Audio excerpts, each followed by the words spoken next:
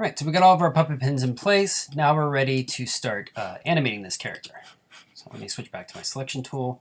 Now, before you start animating, it's a good idea to find some reference. I pulled this up by searching for walk cycle in Google Images. This comes from a book called The Animator Survival Kit. And it's a book that I've read through a few times, actually, and it's a really great book if you want to teach yourself how to do character animation. So this will be a great reference for us to use when we're making our walk cycle.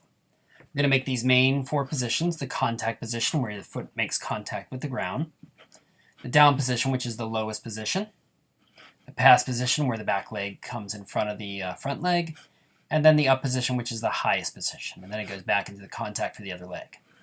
So a full walk cycle should take about a second. You can increase or decrease the speed depending on what sort of mood you're going for, but a very basic walk cycle takes a whole second for both legs. Okay. So what we want to do is we're going to start with our down position, actually. That's one of the more extreme positions. And I like to start with this position because it's the farthest that the arms are apart and it's the lowest position. And the next position we'll do is the up position. So starting with the down, I would keep one of these references open, either behind your application, or if you have the benefit of a second monitor, you can keep it open on your other monitor.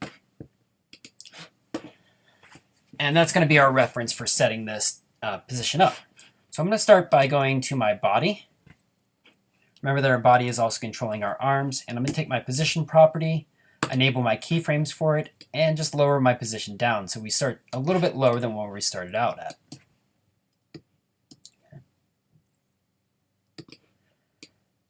Now let's go ahead and set up our arms. So I'm going to take my front arm, and I want to find my puppet pin properties. You'll notice that when you try to select the arm, the puppet pins aren't actually showing up. To get those to show up, you're going to go into your Effect Controls panel and just click on the effect itself. If you see the effect down in your layers, you can also click down in your layers to get it. And when the arm goes back, it bends slightly as well. So we're going to have to put that bend in there. So we're going to just bend them a little bit. Like so. We'll go up on the shoulder and kind of out on the arm like this. Okay. We get a nice bend going back. Then we're going to also bend our back arm forward. So select your back arm. You have to select the puppet pin property again.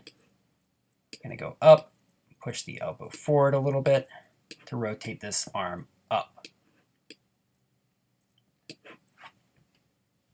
And if you want to get a little bit more out of it, you can also go into your rotation property, enable keyframes on that, and rotate forward a little bit.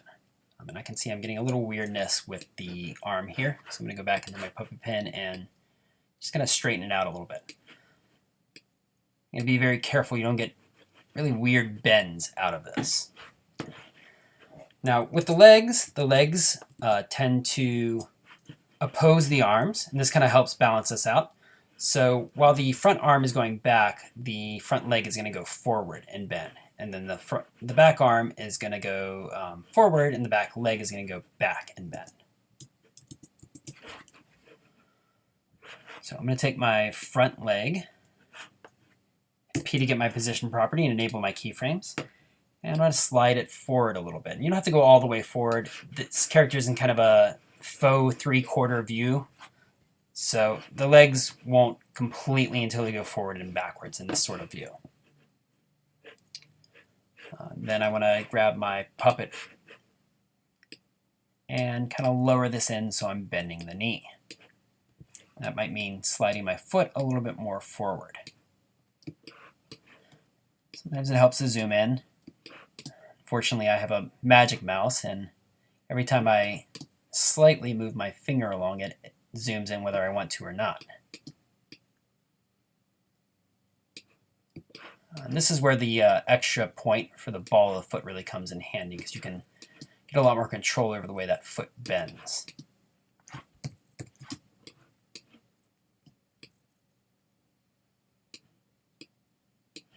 Okay.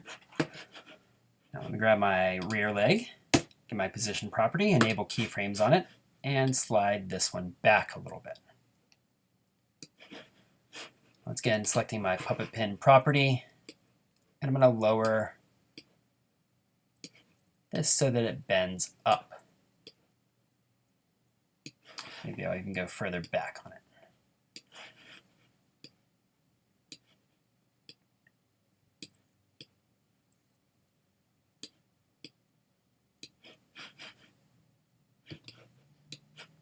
Getting him on his tiptoes. He might be a little bit too low. Let me go with the body and just nudge him up just a tiny bit.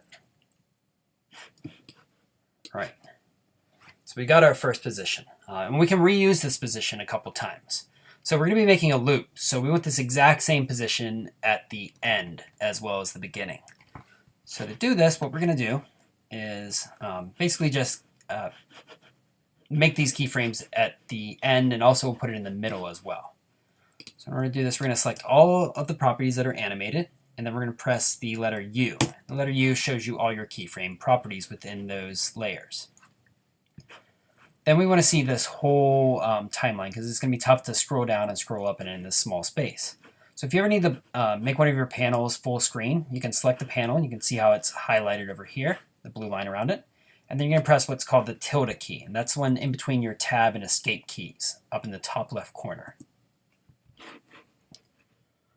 Move your playhead to the end of your animation, which is going to be 1 second. And then you're going to just add in these keyframes.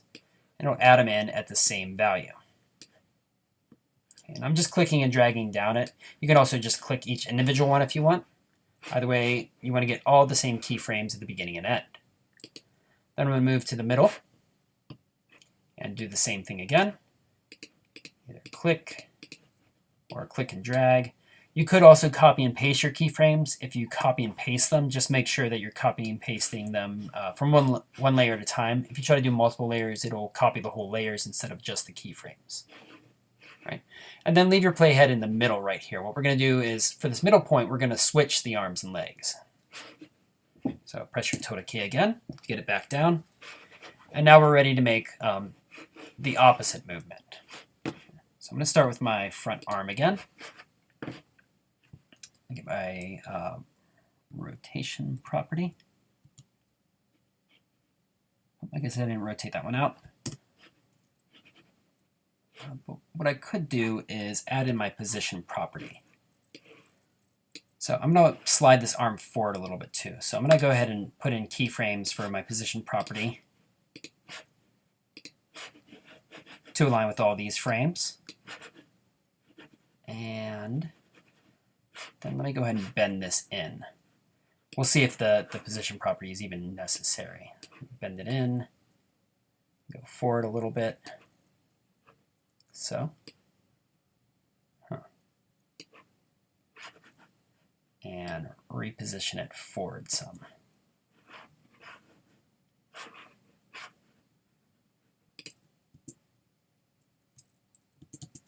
So it should be going in the front some. So go just a little bit more forward.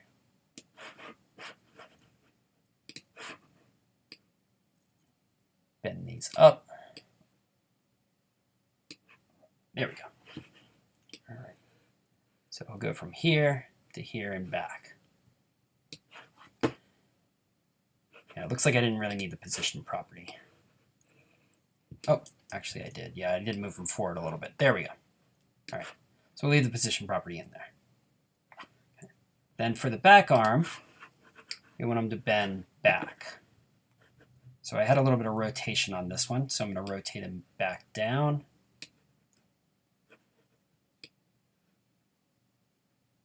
And just kind of slide it back like that.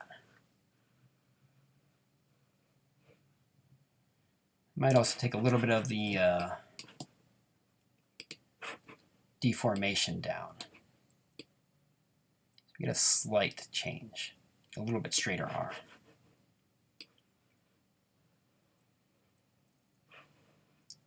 All right. Now, let's go ahead and do our legs. And legs are a little bit tougher. I'll take my front leg and reposition it back.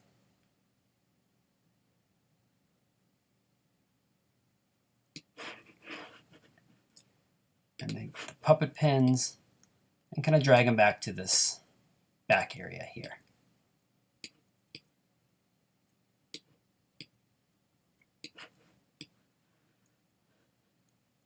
So that the legs are switching. Do the same thing for the rear leg. Slide it forward some.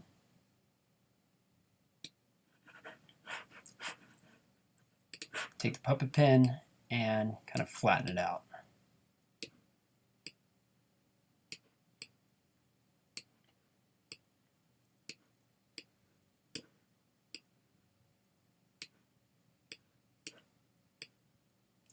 If you want, you can grab multiple points using Shift.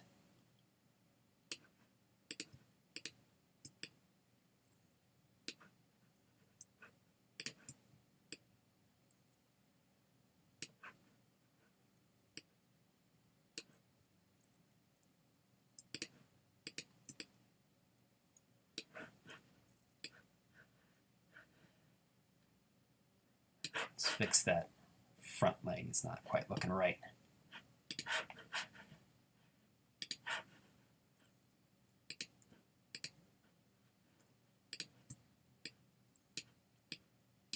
Let's go a little bit further back so we can balance them out better.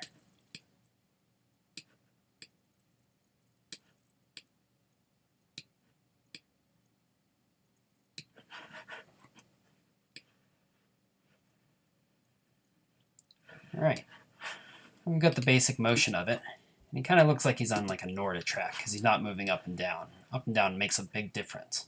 All right, so next video we'll go ahead and add in our up position, and that's going to make a huge difference in the way that this looks.